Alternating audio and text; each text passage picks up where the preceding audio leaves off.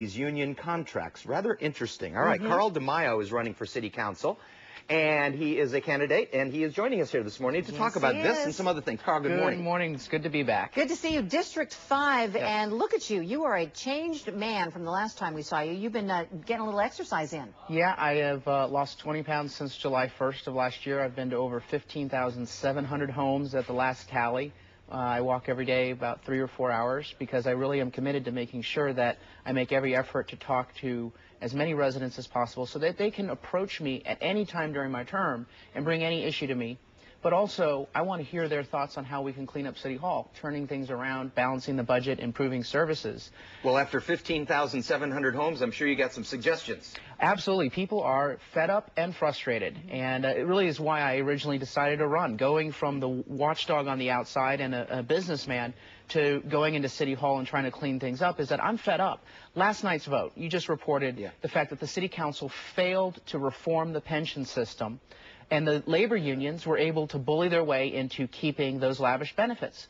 That's what we have to change. And so when I was watching that last night at 10 o'clock and seeing those votes come in, it just is so frustrating to see our city paralyzed and we're not dealing with the financial issues. So that's why I'm running, and guess what? That's what I'm hearing at the door. People are fed up and they want to see the budget balanced, they want to see the pension system reformed, and they want to see the services like road repairs back on track. Those are the things that they put down as their top priority, and that's exactly what my focus will be. You are running against George from the fire department, a fire chief, and your district is 5.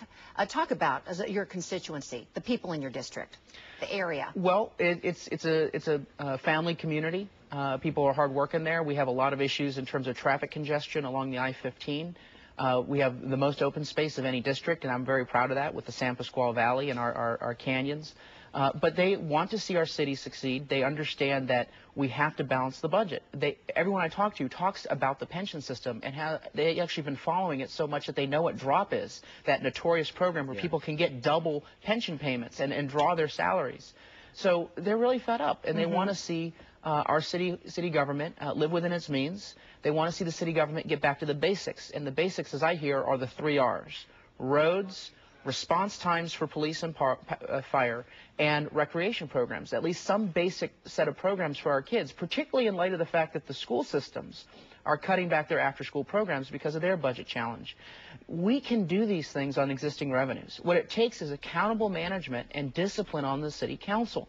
Right now, Mayor Sanders does not have a 5-vote majority on the city council to do the things that our city must do to balance the budget and get the services back on track. And that's what's at stake in the June 3rd election, and that's why I'm running. You know, for people who are not familiar with your background, you should probably give a little bit of it, because you've been sort of a pain in the neck of everybody at City Hall for a lot of years now. You started at a very young age being sort of a critic of them. So give us some background on what you have been doing. You've sort of been involved anyways. Well, you know, I've been on your show many times explaining to the public what's really going on with their money at City Hall and providing some options for how we could do better. I've been a government watchdog. Starting about 5 or 6 years ago, I started getting fed up with what was going on at City Hall and started shining a light on it. Now, my national experience is as a businessman and a national government management advisor. And so I've worked with 3,000 cities and counties across the country on balancing their budgets, improving their service through the Performance Institute, the nation's largest good government group that I founded in 2000. So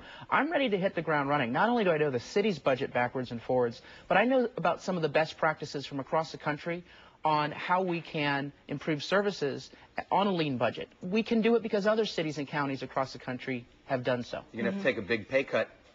You know, you don't go into public service for the pay, and that's why I think it was all the more frustrating to see the city council vote a 24% increase a few weeks ago. You know, the night that happened, I was walking. People came to the door, and that's what everyone was talking about. It's one of the reasons why I'm going to continue walking my district after I'm in office. At least once a month, I want to do 2 to 3 precincts, because what you hear at the door is raw, it's direct, it's personal.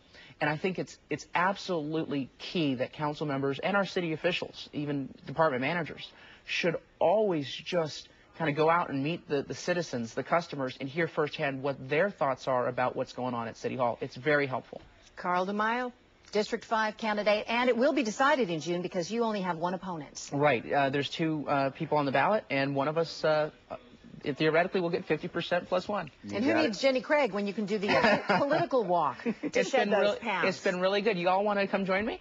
Not a bad idea, the canvassing diet. Absolutely. The canvassing diet. Thank you very much, Thanks Carl. so much. Appreciate it. All right, we have some break.